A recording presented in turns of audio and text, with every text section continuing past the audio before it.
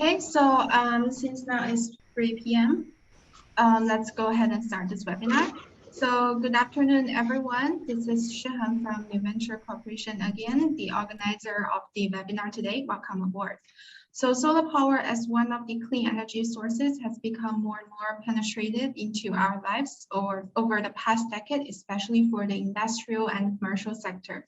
Therefore, regarding to this market focus, during this webinar, speakers will give their opinions and interpretations on the topic of an efficient way to reduce electricity expenses while contributing to emission reduction, commercial application of distributed solar in Vietnam. Now, I would like to go ahead and give a brief introduction and a big welcome to our speakers for today. For moderator, we have Mr. Michael Wixer. He's the country head of Vietnam from Rodeo & Partner. Michael is a qualified corporate and commercial lawyer in Germany and England, and also a registered foreign lawyer in Vietnam. He joined Rodeo & Partner in 2014 and worked in India, Malaysia, and Vietnam. And he is the country head of the Rodeo Partner Vietnam operations and responsible for the coordination of all services lines in the country, being legal, tax, and accounting. And next, we have Mr. Lim Chong Boon. He's the head of product and marketing from Trina Solar Asia Pacific. Lim is handling product and marketing in APAC at Trina Solar. He joined Trina in November 2011 and has been responsible for the product management, training, and promotion of new products to APAC customers. And next, we have Ms. Nui T. Kan. She is the executive director from Green Innovation and Development Center, or Green ID, which is working to promote sustainable energy development, good water and air governance, and green development. And next we have Mr. Lorenzo Mancini. He is the regional sales director from Total Solar Distributed Generation. Originally from Italy, Lorenzo has lived and worked in Asia for the past 12 years in solar and energy storage applications. And in Total Solar, he's in charge of the CNI solar business development across Southeast Asia. And last but not least, we have Mr. Thomas Jacobson. He's the managing director from Indochina Energy Partners, and he has 15 years of experiences in Indochina focused on renewable energy. He's the managing director of Indochina Energy Partners, specializing in direct investments and advisory services in renewable energy sector. So for today's webinar, we will first start with a 10 minutes plenary speech given by Mr. Lim Chong Boon from Trina Solar, following by a 45 to 50 minutes panel discussion given by all speakers. Please note that there will be Vietnamese simultaneous interpretations for Mr. Lim's presentation, so please kindly switch your channels based on your language preference. And the organizer of today's webinar, New Venture Corporation, we are dedicated to supporting key investors and developers for successful development and investment in Asia-Pacific renewable energy sector. Our footprints cover Asia-Pacific countries such as Vietnam, Philippines, Thailand, China, Myanmar, Australia, Malaysia, Singapore, and some Middle East countries. So before starting the webinar, one last thing, I would like to introduce all attendees with some housekeeping notes. If you experience any technical issues or you have any questions for our speakers, please do feel free to use the below Q&A box. And also we will share the presentation slides and the webinar recordings with all of the attendees by next week through your registration email. So that's my opening. And now I'm glad to hand the microphone to Mr. Lim to deliver the plenary speech. Let's welcome. Yeah, thank you, Sean. So let me share my screen.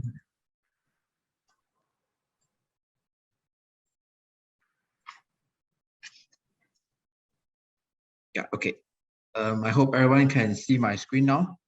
So thanks again, Venture, for organizing the webinar, and also to all the participants and also the speakers. Yeah, stay safe in this very tough time. So I'm Lim from Trina Solar. So from Trina Solar. The company, and also some of our Tôi phụ trách phần kỹ thuật và quảng bá sản phẩm. Launched to the market. So just a brief background of Trina Solar. We are founded in 1997, and we have over more than 20 years of experience in the solar industry. So one of the main milestones is that we have registered ourselves onto the Shanghai Star Market in June last year. So in terms of globalization footprint, cumulative shipment-wise, we have shipped more than 70 gigawatt worldwide, and we have over 100 customers and more than 15,000 employees located all over the world. So you can see here from the Asia Pacific region, our regional HQ is in Singapore, where we cover mainly the ASEAN down to Australia and then west to. So in terms of the branding wise, we are ranked the top most bankable module supplier for 5 years in a row by Bloomberg New Energy Finance.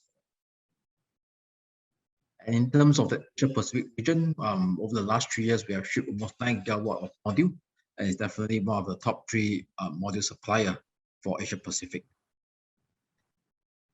And in terms of technology, I think since late last year, 2020, we have started launch of our 210 mm modules, which now we are offering in 500 watt, 550 watt, 600 watt, and 660 watt. So at the same time, we have also ventured into the N-type iTopCon, which will be coming very soon, probably by Q4 this year. And then we are also actively researching on the HJT technology to see how we can bring that to the mass production to create more value for our customers. So this is just a brief history of how module power has developed over the last 10 years. So especially over the last 2 years, it has been very exciting as we see the module power being increases from 500 all the way to almost 700 watt now. Especially in June this year in China SNEC exhibition, we see a lot of companies have started to change to using the 210 mm modules, the power being between 600 to 700 watt. So this is definitely an increasing trend that we will see in the solar market. And from Trina itself here, we have already started supplying our 210 mm Vertex module. So on a global basis, have been shipping to Europe, US, within China, and also to some parts of the ASEAN. So some of the key projects that we have supplied will be one of the floating projects in Singapore and a couple of several other projects in Vietnam also. So this is our complete Trina Vertex family. So we have 5 series here, starting from the left is our Vertex S.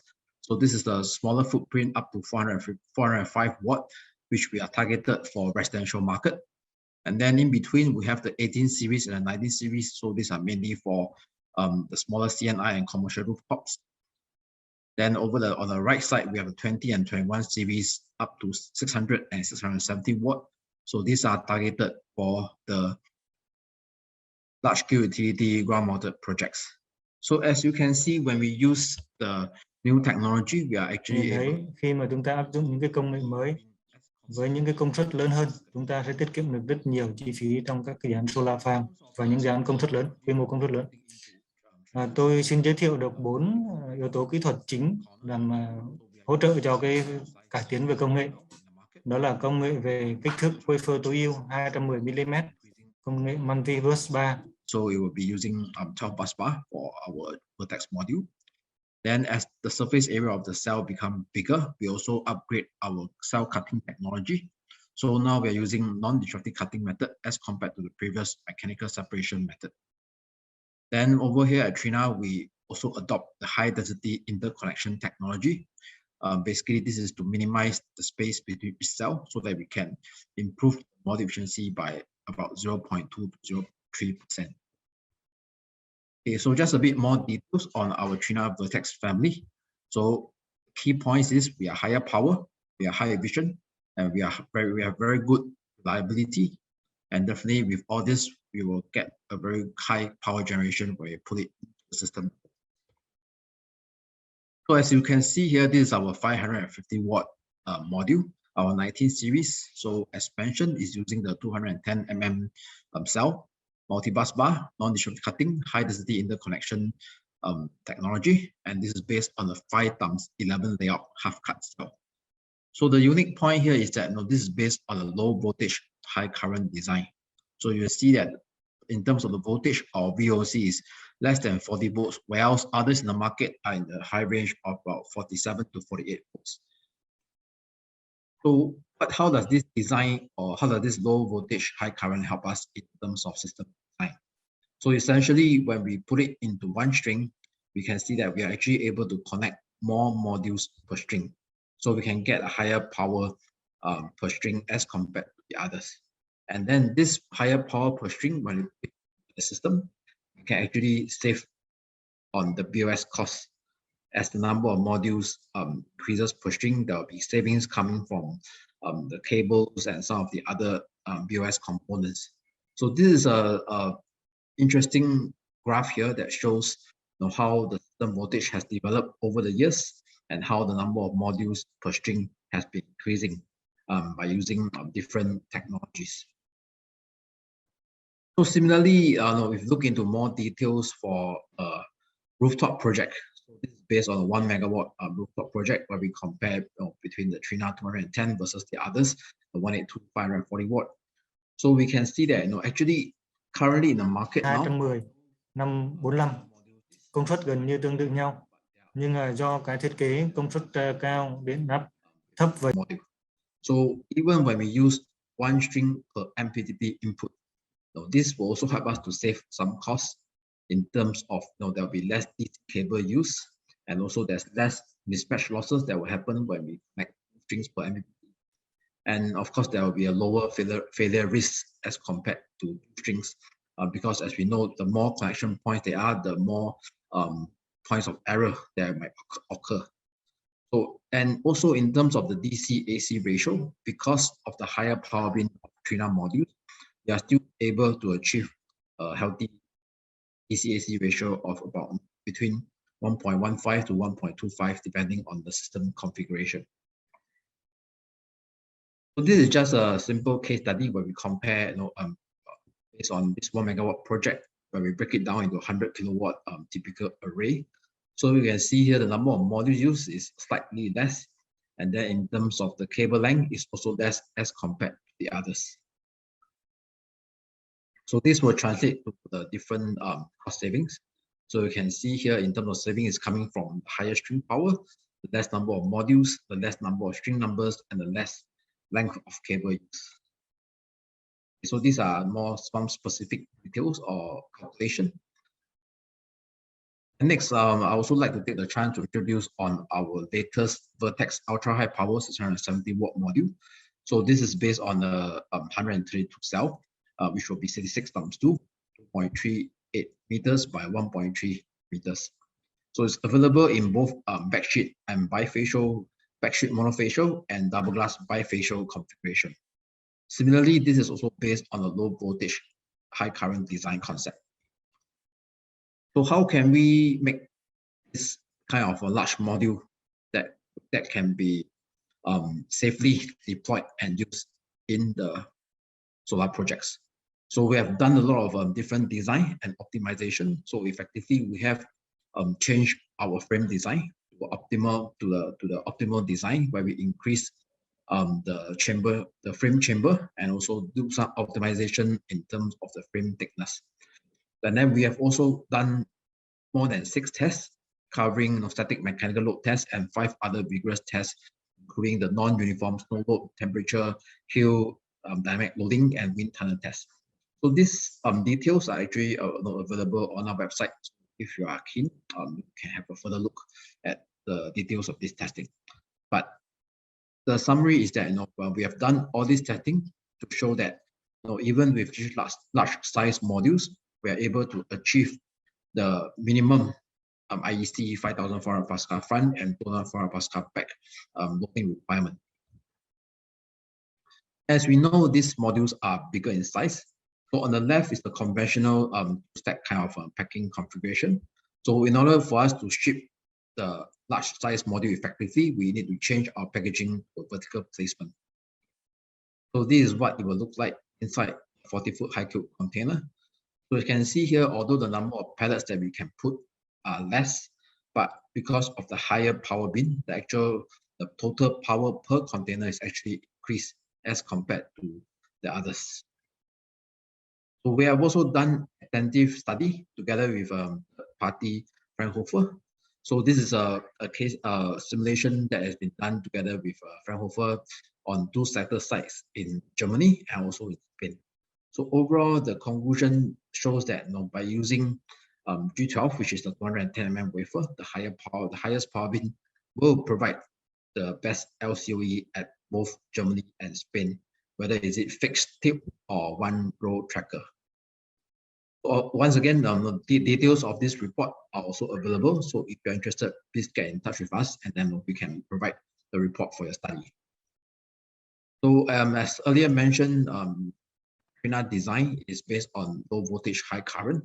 So we are also compatible with the top major inverter suppliers, definitely for central inverter, and also for string inverter wise, we have worked with the major popular brands in the market, and all of them has a compatible model, which is either available now or that is coming very soon in fall.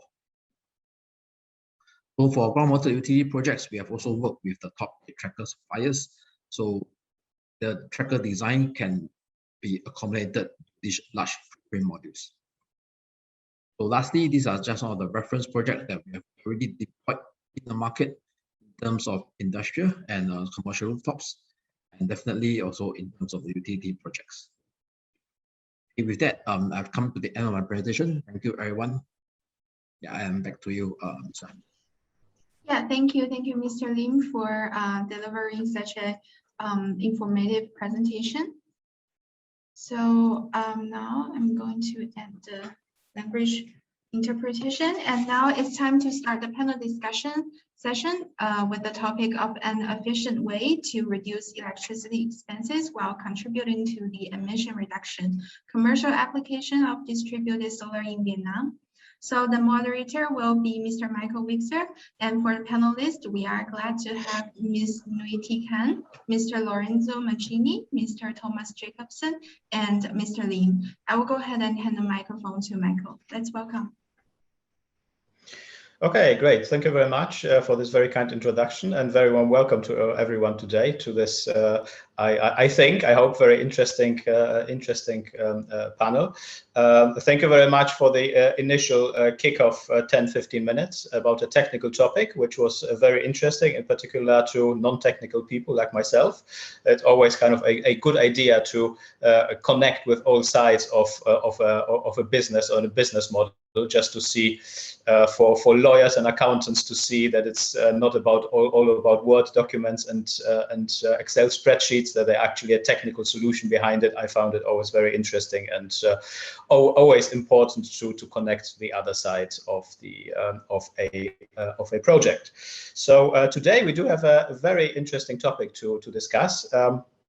We're going to discuss about kind of smaller size application of solar, about rooftop, about distributed solar and related items, together with a very interesting place, which is Vietnam. So I'm hoping for a very good discussion. So because we have an interesting topic about an interesting place, and I think everyone, after listening to the discussion, will realize that there is a lot of potential in this particular market, because some things are established, some things are clear. However, on the other side, there is a lot of groundwork yet to be done, which obviously makes things more interesting and provides more opportunities for everyone involved.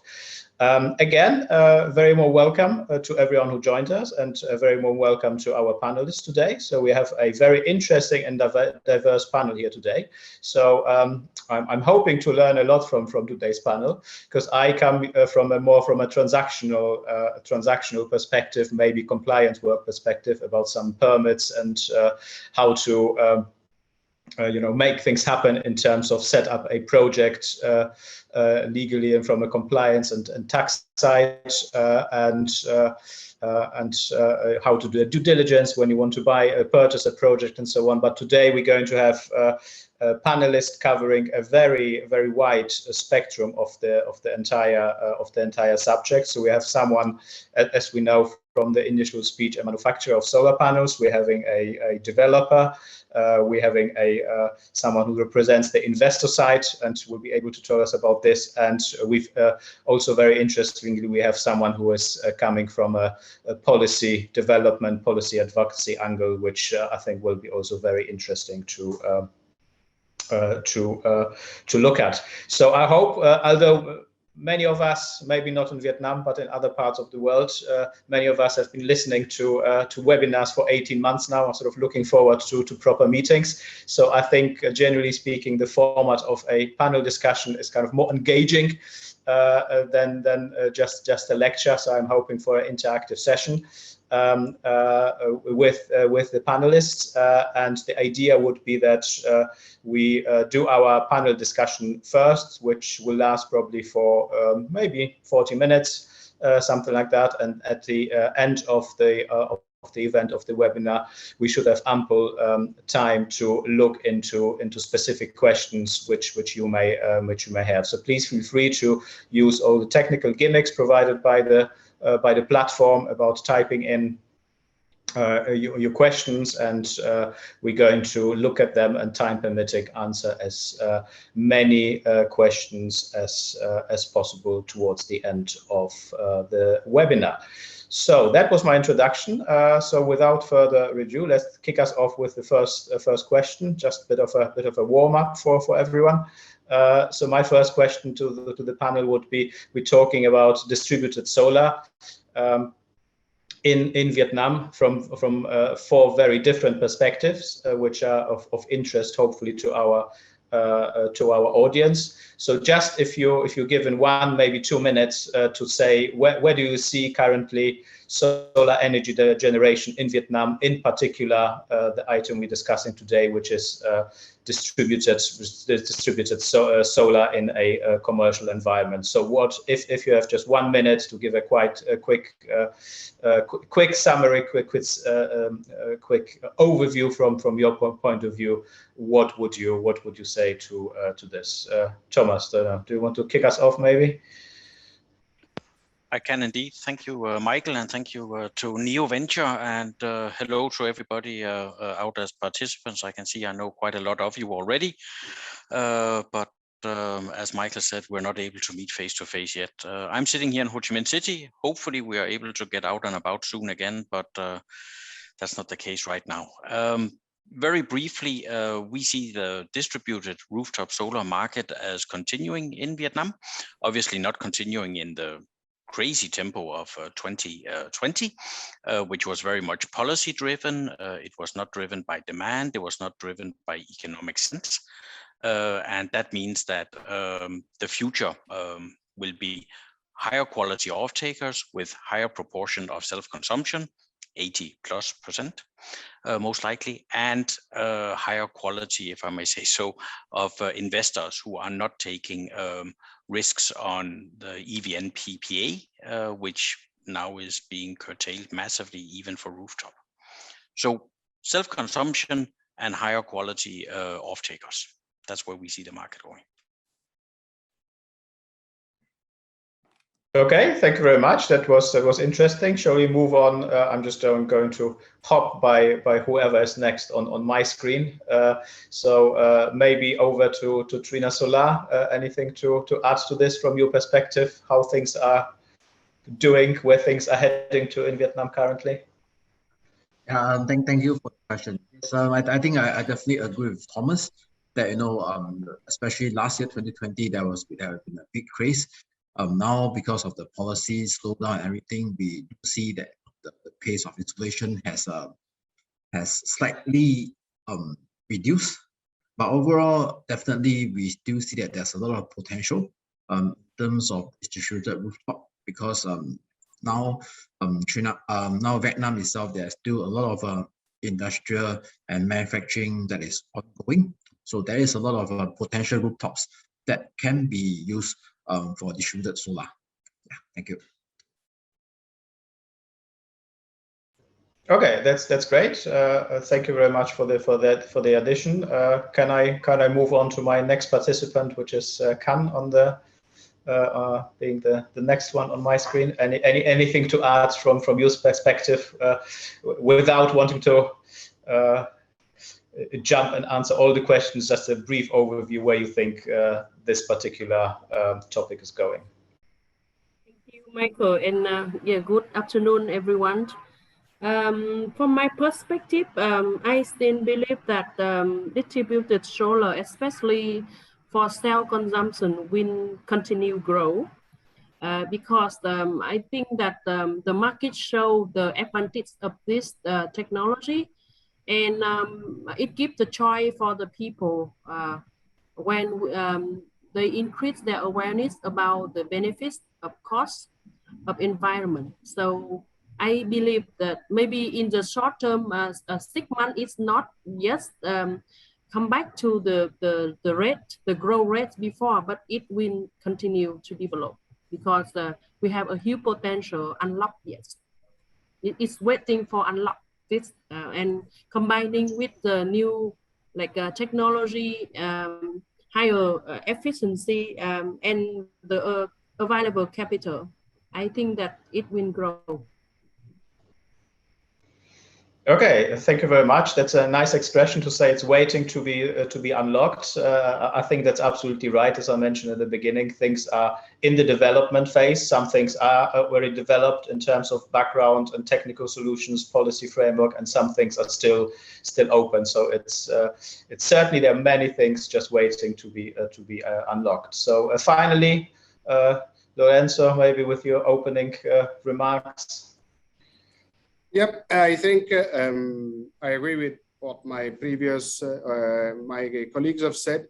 I think to some extent the rooftop solar now in Vietnam is a bit victim of its own success, in the sense that it was so big, the amount of megawatts or gigawatts which were installed last year, that now EVN is not able to cope with it. In the sense that the grid needs the infrastructure needs to be strengthened, need to be made more resilient to be able to cope with the influx of solar power. That's why I think no new feed-in tariff is forthcoming anytime soon, because basically they need some time to bring up to speed the infrastructure. But I think that the market is solid, is sound. I mean, moving towards self-consumption, mostly, forget about the PPAs with EVN, definitely, which is also good, I think, because it's going to probably go through a phase of consolidation, in the sense that from a lot of smaller developers, it's going to be concentrated in a number of developers, but also in a number of standard type contracts, I think, which is probably going to make the market easier. Okay, thank you very much for the interesting initial thoughts on our subject. Maybe moving on to a more specific item. From my perspective, yet again, being a lawyer, I'm always interested in policy developments and policy backgrounds, because whatever is a policy or a draft policy today will be the law which everyone has to apply tomorrow, one way, one or the other. So that's an item which I always like looking into to see what frameworks are available. So therefore, maybe the question initially to go to Can and just say and just ask, where do you see, maybe compared to other places around the region, where do you see the current policy framework? Is it sufficient for whatever we're trying to achieve in Vietnam, in which areas further development is possible? And if you just look around a bit and gather some information, there are all these terms floating around about the power plan age and all sort of other things. So maybe you could just give us a bit of a background on this together with a short assessment. Where do you see the strength and weaknesses? Thank you, Michael, again. So yeah, I think maybe all of you may know that the government is trying to complete and for the PDP8, and recently the ministry has come up with a new version of the PDP8 and invite the comment from inline ministry and the Fatherland Front. This time is the consultation is very limited to some agency. And we have tried to look at that updated paper, and it's so no change in the plan regarding solar. Yeah, if you look at the previous draft and the current draft, even the planner reduced the total installed capacity by 2030, but they increased coal by with 3 gigawatts and reduce total renewable about 8 gigawatts, but no change with solar. It means in the next 10 years, if this PDP will be approved by the Prime Minister, it allows only 2 gigawatts of solar to be connected to the grid. Very limited room for the solar sector. I see that this policy repeats what has been happened in the previous PDP 7 revise. It is not yet taken into account the most updated technology development in the solar sector and how the market operates surrounding this. And I think that even the plan is that, but the markets and the choice from the consumer will be different. So that is what my thought. Based on what happened with technology side, based on what happened with the global trend, and also the improvement of the battery of the solution come up with solar, I think that it have to be changed. And this number also not clear whether it includes solar rooftop. No, I mean it include on. So 2 gigawatt is include on type of the solar, but some policy maker from MOIT also said in one webinar we organized some weeks ago that they encourage solar rooftop for self consumption, as it's not forbidden, and it is encouraged to use for about like 70% or 80% of the solar power generated from the solar system, and allow only 20 to 30% to be sold to the grid if it's the extra supply. I think that is good policy, and if so, it's good for the market, especially for the commercial area and for the industrial zone. And we also see that it have a trend for the green industrial zone. I think that is good opportunity for the market, and it's promote the B2B business model. I think that the BDP even is give very limited room for the big investor for solar, but with the distributed and self-consumption, I think it have a the hope for the market, but it depends a lot on how different actor in the market will play. That is from the policy side. I see it's not support for further like big scale solar development, but I think that distributed and small scale and for self-consumption have the chance to continue. And as a civil society and like a think tank organization, we continue our recommendation and effort to advocate and to convince the government to continue their commitment and their plans to further develop renewable rather than like limit or stop it. And we also encourage the PDP to concentrate or give the priority to design the policy, the right policy to support further development of renewable. by considering the experiences from many other countries on how they can solve the grid problem, how the other technology and solution can be taken into account, like storage combined with solar or combination of solar, wind, and also apply many other mechanisms, not only fixing with fit. Yeah, fit is only for the early state of the market. We need to design different mechanisms so that the market can operate with less burden on the grid, but also allow the opportunity for different actors to join, to contribute, and to make the cost lower. I think that is the message we send to the planner and also to the top decision maker level.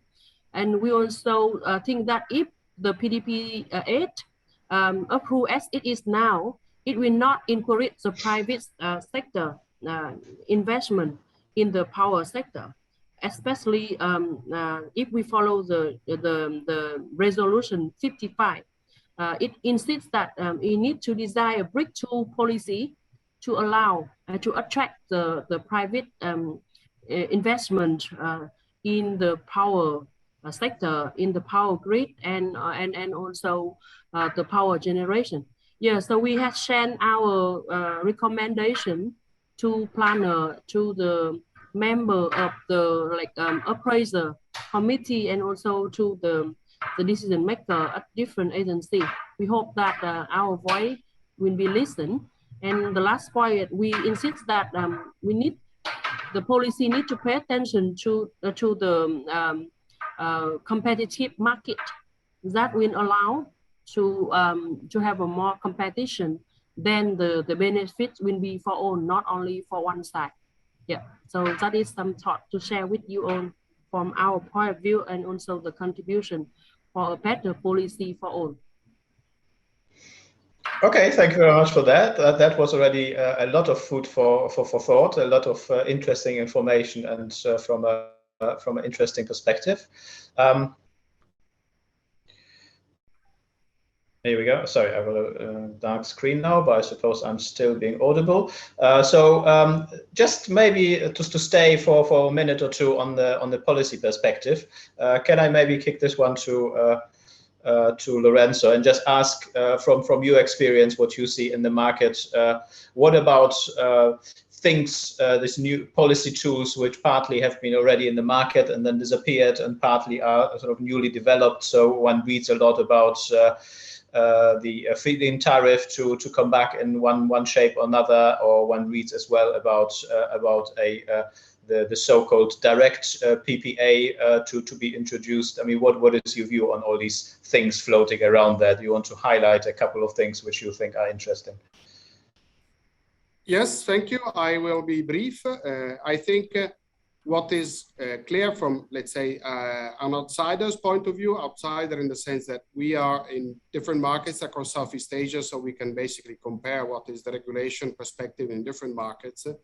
Indonesia is one example which is similar to Vietnam in many aspects.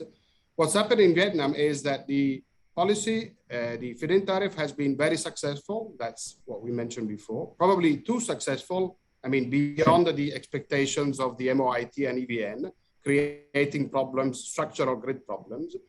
That's the key aspect, I think. The second aspect is that it's been to some extent manipulated and utilized for scopes which it was not designed for. It was designed to sustain on-site generation for on-site consumption and sales of excess to the grid.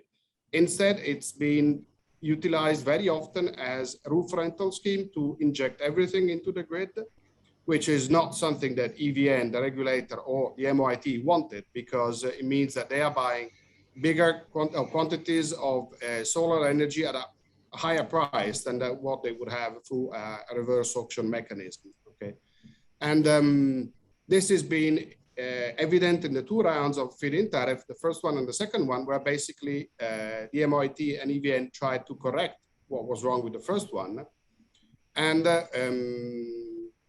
did so to some extent, but to detriment that they put some limitation in terms of size, maximum system size of 1.25, and also a very short duration, because let's not forget feed-in tariff was announced in April and expired in December, which means that basically only projects which were already under discussions could benefit.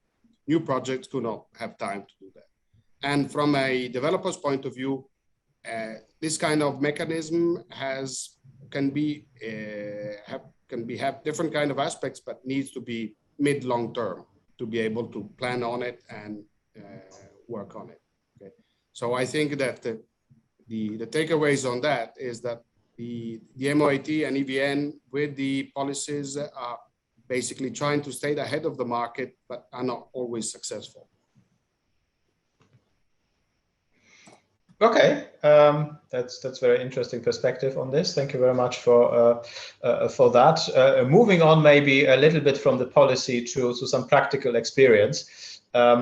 This one I would want to put to Thomas, maybe to give us some feedback on. We already mentioned this word of curtailment and all sorts of problems associated with this. So maybe you can share your perspective on this, because again, it's a topic which is floating around out there. Maybe you can give us some clarity. Is it more like a legal contractual problem in the first place? Is it a technical challenge because of the grid, or is it currently a demand challenge because of all the lockdowns happening? And what is, from your point of view, the challenge here, and what are the practical implications?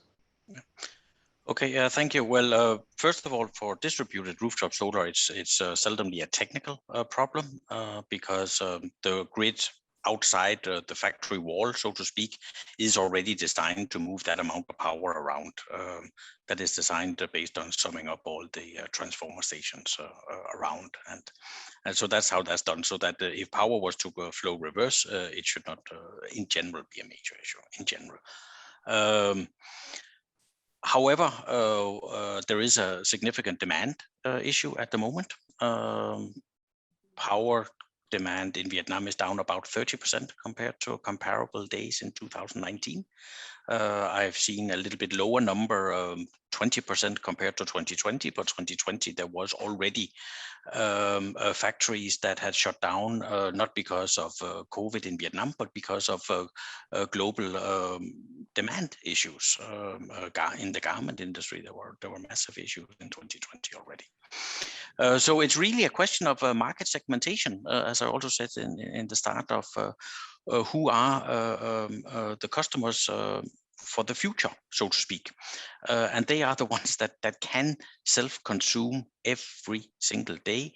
And therefore you can have a take or pay contract with them, because that is very low risk for them. Whereas what most of the market was in 2019 and 2020 was, as Lorenzo explained, either a 100% export model, which should simply be outlawed, and in my opinion be outlawed retroactively. If you want to put solar on your roof and sell to the grid, well, then you can't at the same time buy grid power. That's done in other countries. Then see how quickly people will renegotiate. That would be very easy for EVN to do, and very economically efficient for EVN to do. But the other issue is, of course, to ensure that people can use all of their power themselves. And if they can that, then there is very little demand issue at the moment. But where EVN is being forced to buy 50% of the power already because of these split contracts that were used a lot as a sort of what you call it, roof rentals-ish scheme, but where the off-taker had no minimum requirement to buy, because everything could just be sold to feed-in tariff. Well, that of course assumed that the power would go up forever and ever and ever. And anybody who has been in business for a number of years will, and you can see by my age that I have, that then they know that in a 20-year contract period, things will happen. That it was COVID, nobody imagined in 2018, obviously. But everybody should have known that things can happen in a 20-year contract period. Therefore, if you are planning on potentially selling most of your power on a very loose PPA that can be curtailed at will by EVN, then of course your financial model is not very robust. And that's what we're seeing in a lot of the early developments, that they are in financial distress at the moment, and a lot of lawyers are going to make a lot of money on M&A transactions that are getting more and more desperate. So good for the lawyers. Yes, I mean, sometimes you can say if that the trouble is not the worst thing for lawyers, but I suppose to the defense of my profession, I can say we sometimes, no, always, we also try to make things happen for people so they can move on, sell their things, buy their things, and so on. But yes, you're absolutely right. If there's a movement in the market in terms of transactions happening and people getting into things and getting out of things, that's obviously it's something which will fuel a transactional market. Definitely, we already see this, so that's no question about it. There's a lot of new people coming in into the secondary market, and in all sort of areas, whether it's big project or small project. So that's a very interesting feedback and very interesting way to look at it. And it goes back, I suppose, to the fact that if you do things, then you need to do a proper risk assessment, whether it's legal on tax, which I sort of care about, or whether it's operational risks, or whether it's other commercial risks. And yes, it is not easy for a 20-year contract, but then it's just things which need to be done to have a good project in the end, which fits the risk appetite of the investor, I suppose. So that's a very interesting take on this. Thank you very much for that. Now we're sort of moving towards the commercial model of the entire thing, which is also a very interesting subject, obviously. So maybe I just kick the ball back to the manufacturer and to Chong-Bun, and just ask what is your experience in the current markets with all the challenges, but all the opportunities. What do you find? What do your customers care about most? What are they after? Or what are their thought processes? Thank you, Michael. So I think given the current uncertainty in the policies and the FIT policies that has yet to be issued. So basically now I think the focus becomes, like the other speakers mentioned, self-consumption itself has become a key consideration. At the same time, maybe some of the private PPAs are also getting more and more highlighted in this aspect. So in terms of distributed solar, I think, and also there is this carbon neutral policy that has been floating around on a global basis.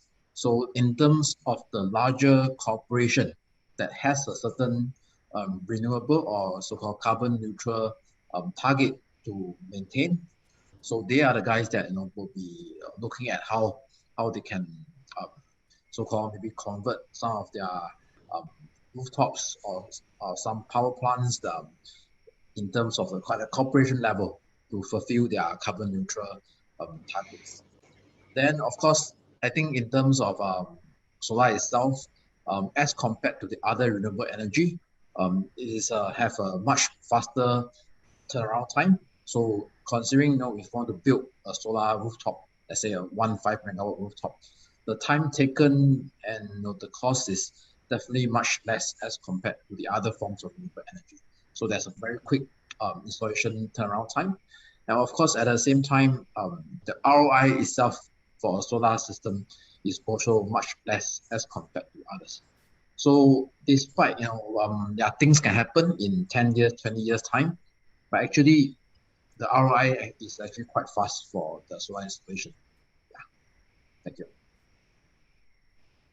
Okay, so that's another topic which is very worthwhile highlighting. So it's a bit of the business model meets the policy framework. So there's one side about having a business model and making money out of this, but also there is a fulfilling of certain requirements which the policy framework globally or locally and nationally in a country may give you. So maybe one more round on the what I would be really interested in. this one I want to maybe in the first place ask Thomas about, but I think everyone feel free to chip in and add something to it. Where do you see currently the main business model for people involved, whether it's an investor perspective or whether it's an installer developer perspective? So where is what are the business model where there is some margin to be generated? Well, a PPA under the existing Decision 13, based on self-consumption at a fixed discount to future retail prices with a turnkey EPC contract of, from now, one of the many very qualified local EPC companies, which we didn't have if we were talking back in 2018, right? Then everybody was talking, flying in teams from Bangkok, and we even did from Denmark. I mean, that sounds like it's 100 years ago. It was 3 years ago. That was the reality of the market. But today there's a great ecosystem here. You can get all parts, you can get spare parts, you can get O&M, you can get turnkey EPC. The clients, and I think they are not fully aware of this yet, also have an interest in locking in savings because the last couple of years have been a little bit special with the EVN, also as it has since 1975, functioned as a socio-economic institution for Vietnam, and has had to keep prices down, not make the increases that were expected, and even give us discounts. I've been getting a $5 discount in some months here privately, simply to help us all out during COVID. But anyone who follows the international energy market and also follows where the new capacity will come from in the PDP-8, at least the draft that is now, will see that there will be a massive pressure for increase of electricity prices in Vietnam in the future. And one way that companies, and a lot of them are here because of competitive manufacturing costs, let's be honest about that, they have a high interest in taking the top off the energy cost increases that must come.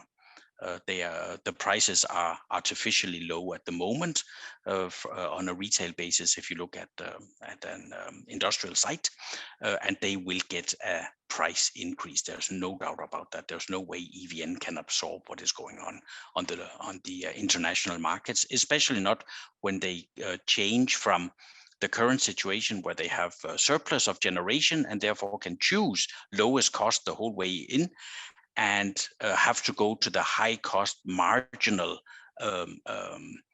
generation, which traditionally EVN has been using simply because they were always playing catch up with the supply that was just keeping track of the demand growth, which has historically been very high in Vietnam, but not the last couple of years. But that means that the self-consumption customers, they will come around to this and see that there is a very good cost saving for them here from all of the players in the market. To be honest, that's not a special Indochina thing. That's all the players in the market can offer that to the self-consumption client base. Okay, yeah, thank you for that. So basically the message is here that the business model and the saving will be from the model by saying do it yourself rather than buy it from someone outside. So maybe anyone else who wants to add a little bit about this, maybe a little bit about financing models which are available out there, sort of experience with this in terms of supporting a business model. Anyone? Sorry, just one thing. What I said was also on a PPA. It was not buy it yourself, because there is still a technical risk that I do not think that factory owners should in general get into if they don't have a lot of experience from other countries. Then they should still work with the IPPs, the Total Energies, the IEPs, North Solars of the world. Sorry to interrupt. Yes. Thank you for clarifying this one. So Yes. So moving on. So anyone would want to add something on the financing models, maybe for projects which are available in which you see happening there in the real world? Yeah, I think that the PPA model, like Thomas was saying, for self-consumption is the most attractive also from the point of view of the developer and so the international financing community, in the sense that if it is an on-site for self-consumption, then the off-taker is guaranteed and it's a bankable contract. A lot of these roof rental schemes or half roof rental projects, which were everywhere at the end of last year, were not so good for EVN, which was paying more for electricity that it didn't really want to pay at that price, but were also not really very attractive to investors because EVN reserving the right, which then it has exercised of curtailing, means that the off-taker is not guaranteed. So that's a contract which is not bankable. I think a lot of the projects which were actually executed or were signed at least last year, to some extent overlooked this issue in the sense that then they won't be taken up by any international investors because it can't work. And this is a big concern with the off-taker not being the company on whose roof you are building the system. You know? So the fact that we are going towards a self-consumption model is helping on the financing.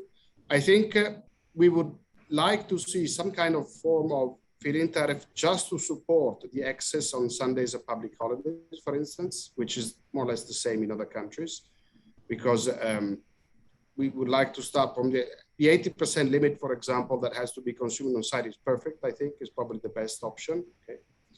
The last thing I would like to add is that there is a lot of hype and expectation, let's say, in the market on the DPPA, which is good to some extent, but it's, I think, a bit misleading because the DPPA, the way we see it, at least, is still a long way away.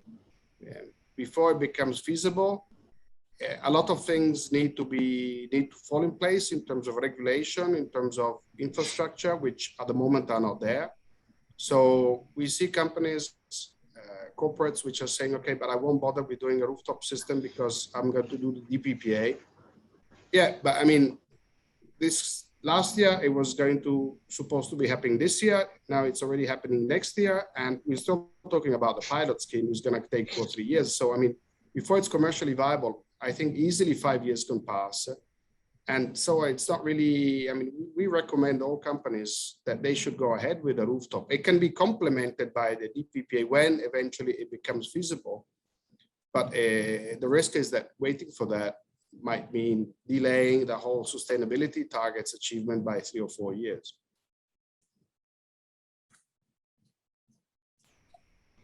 Okay. Thank you very much for that. Anyone else on the business model? If not, then I would move on to a technical question, if there is no immediate addition on the business model. So moving on to maybe the technical question, I combine I make one technical question to Chongbun of Trina Solar and Lorenzo. So maybe one side would be about the modules. What sort of, you already talked about it a little bit at the beginning. What sort of what are the developments on the module side? What are customers in particular interested in? And maybe Lorenzo, you can cover sort of other developments on the technical side.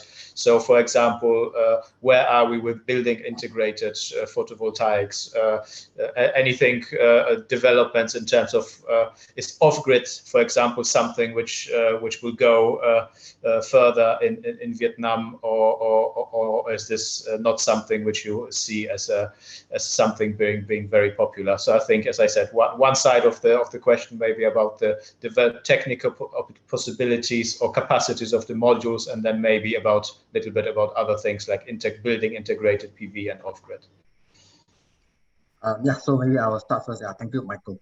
So I think in terms of the rooftop solar wise, as we see, sometimes some of the rooftops have a limited space. So we need to design properly so that we can maximize the space that can be utilized for the solar installation. So from Trina's side here, no, definitely we have some high power modules that can fit nicely into most of the rooftop. So enabling the customers to maximize their rooftop to install the maximum capacity that we can fit on the rooftop. So this is definitely one very important factor that we can consider in terms of the technical solution. Then, of course, for the other aspects will be how can we use these new technology modules to maximize the power generation and the other aspects of the system. Yeah, thanks.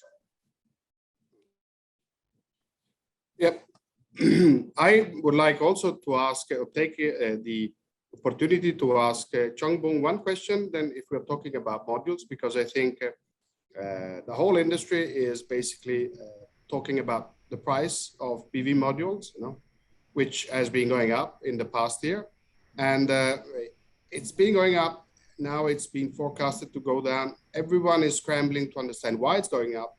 And there's a lot of different schools of thought on that, basically. It might be the raw materials or the situation in China, or simply the fact that it's the demand. I think from a marketing point of view, the demand is inflexible. Even if price goes up, people keep buying, right? What is the question? I mean, this is I would say this is quite a broad topic here. So basically, I would say it's a combination of various factors. So of course, one most significant contribution is probably coming from the supply chain side. So coupled with the COVID situation and everything, and in terms of the supply of raw materials from the different raw material suppliers. So this definitely contribute some of the price increase, or rather the cost increase in terms of the manufacturing. And second, of course, also we look at the logistic wise. Currently, the sea freight cost is much higher as compared to pre-COVID times.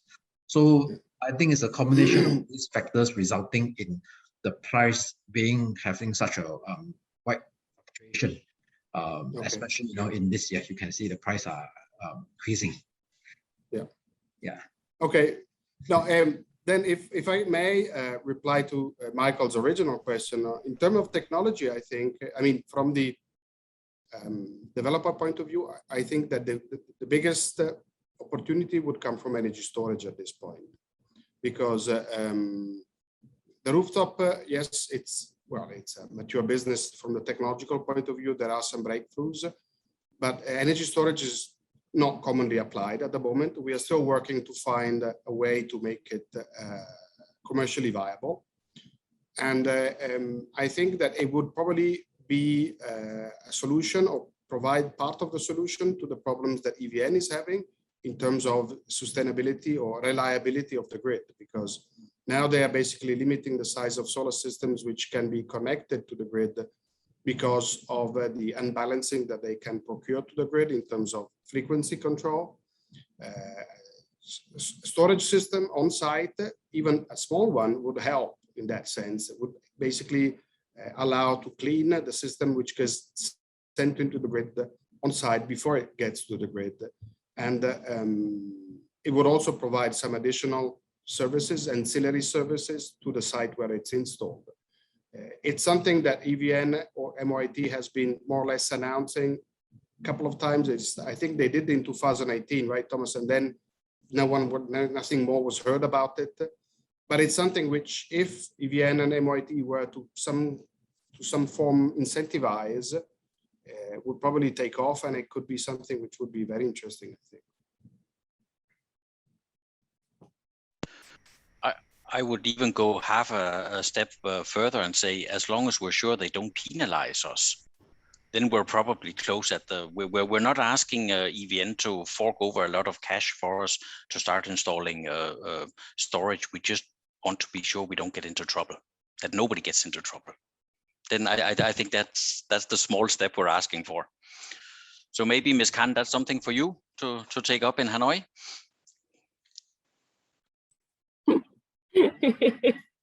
Yeah, in our comment, we has been mentioned about the storage because we see that at the current version, like battery storage were not yet taken into account before 2030, and we think that it is too late because we need the booming like capital inject to storage.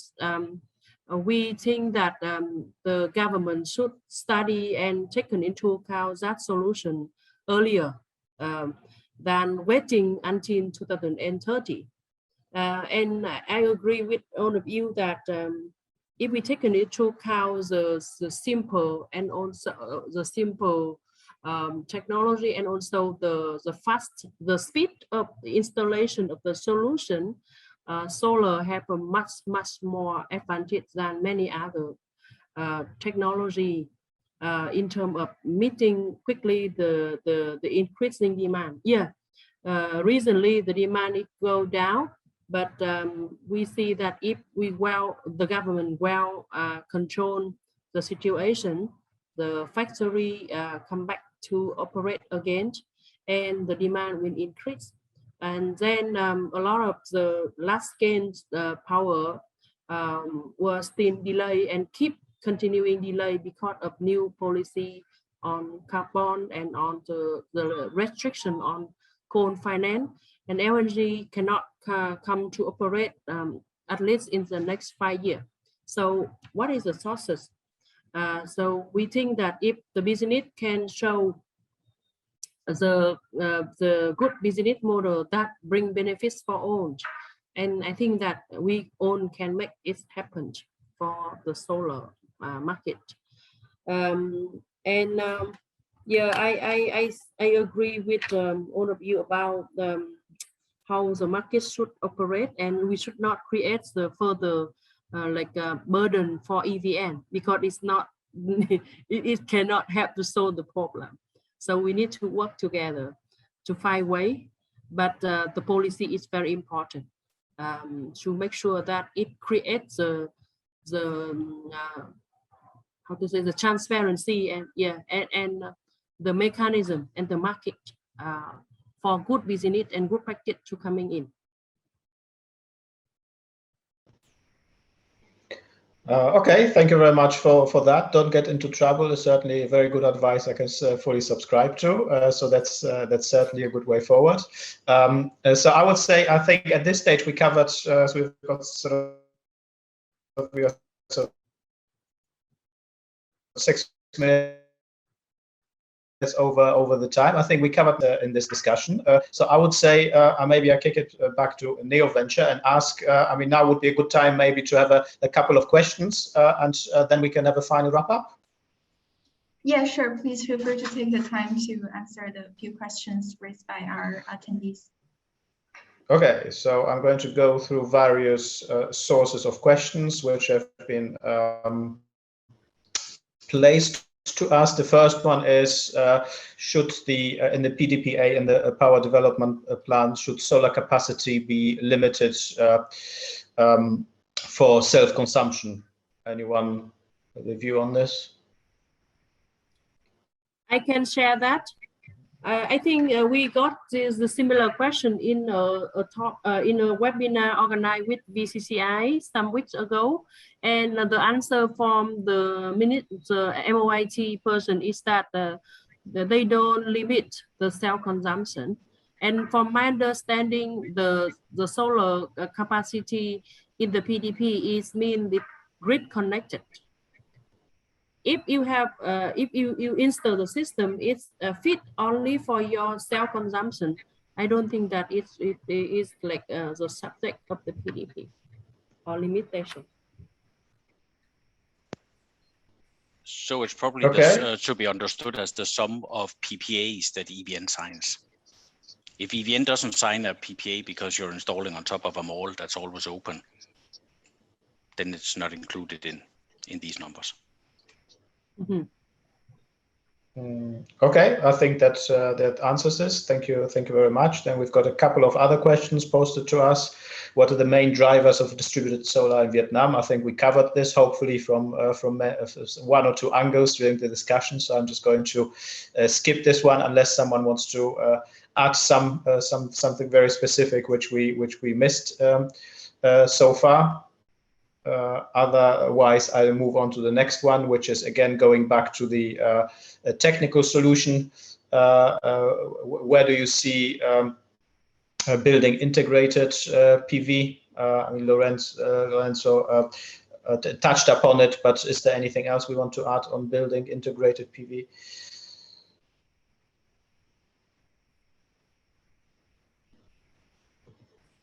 I think building integrated PV, at least from a developer's point of view, it's marketing, but it's not really generating any capacity, significant capacity. The roof is where we can generate the bulk of the capacity. The rest is really just for show. So it's not something which is going to contribute to the output of the system significantly. It can be done, okay, but it's not really worth it. But it looks good. It looks good. Yeah. Definitely. Okay. Good. That's very clear advice. Thank you for that. Okay. So we have the rooftop solar.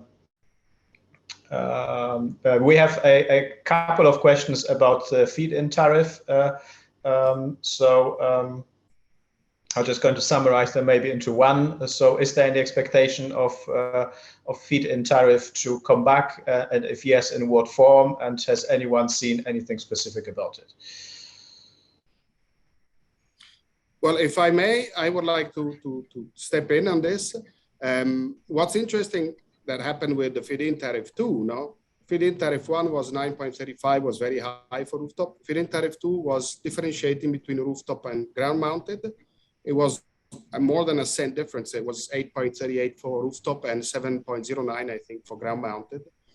But it didn't go much further than that, which means that basically a lot of the projects which would have been maybe approved or licensed as ground-mounted because they were being built on the ground, just by lifting them up by 1.5 meters or 2 meters on stilts, they become rooftop and they benefit from a higher tariff. No? This is one of those occurrences that EVN is trying, and MOIT are trying to clean up now. And it's basically a manipulation of what the feed-in tariff was and what it was intended for. And it's probably likely going to be avoided. So I think that we can expect the next feed-in tariff to be lower, definitely, so as not to be so attractive to just feed into the grid, to have a minimum self-consumption, 80%, for instance, and probably a demand or requirement for there to be an actual building underneath, so that the roof is actually a roof. It's not just the panels on stilts.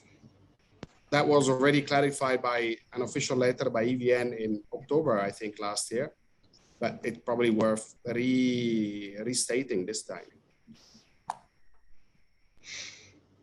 Okay, anyone else on the feed-in? I don't think that it will have a feed-in tariff for the whole nation. It has some like a suggestion for feed-in tariff for rooftop in the north, because it was projected that the power demand in the north increased faster, and it lack of the power sources. However, it also I didn't see the strong signal for that yet. So thinking about or expecting feed-in tariff may not possible.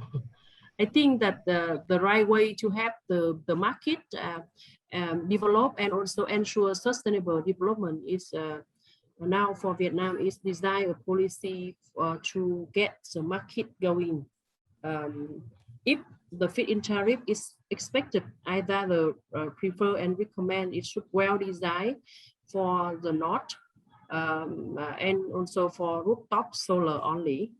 And I think the right way and the sustainable way to have the market growth and also not create the burden for the utility is that it should design in the way it attract the investment, but also limit the capacity, like with this price, but up to how many megawatts of the capacity. That I think is the way it should go. It's my personal thinking, not the policy. Okay, any addition on this one? Okay, thank you very much for that. Maybe we'll take two more questions and then we're probably out of time. So one is just a numbers question, which if any one of you has it on top of your head, then please share. What are the installation figures in the first half of 21 as compared to 2020? Can anyone? It's a bit like school, I know, to asking a number, someone memorizes, but if anyone knows it on top of your head, then share. No? Okay, good. I don't.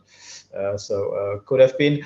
And my last question from the for the Q&A session would be a very interesting one. So the question is basically about challenges and opportunities, kind of thing. So the question is, if following our discussions, why is not everyone who has a roof in Vietnam, why is this organization or person not installing a rooftop? What is holding people back? Maybe just a general round, everyone, kind of 30 seconds. Yep.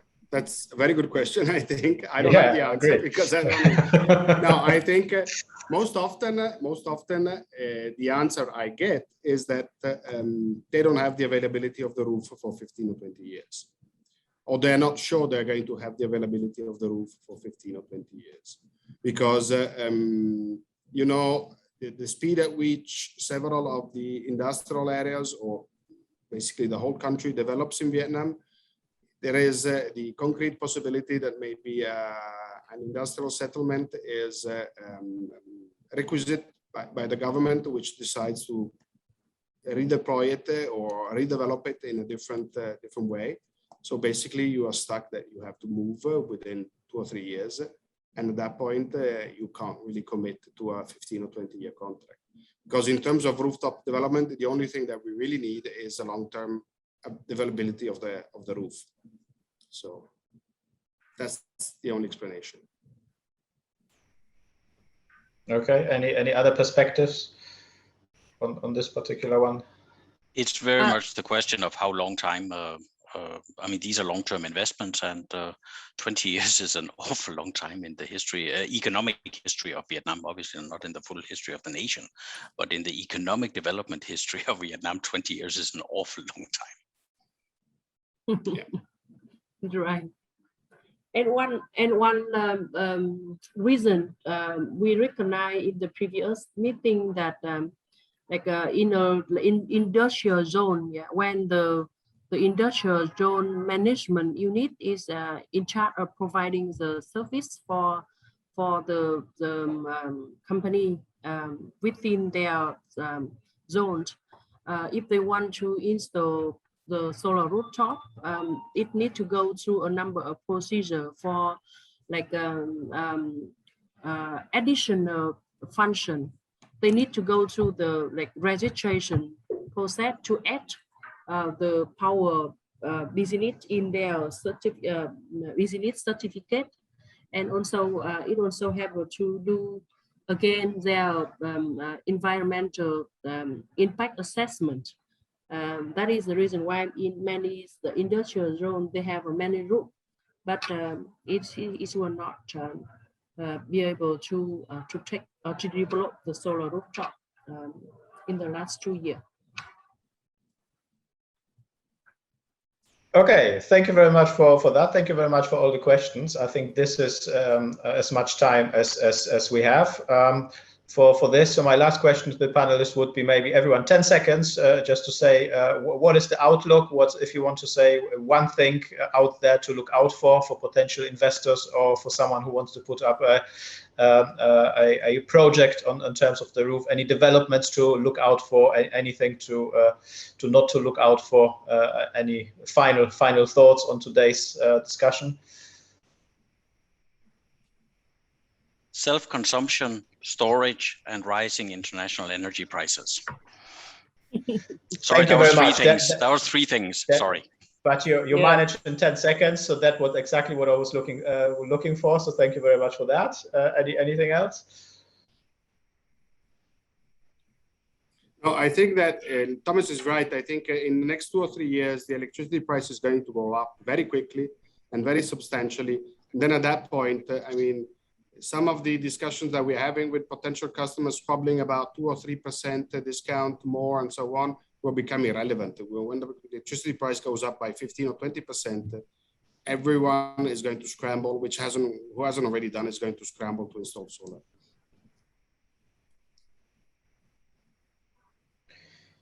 Okay, so thank you very much for the wrap up. Thank you very much for the interesting discussion to this very informed and agreeable and peaceful panel today.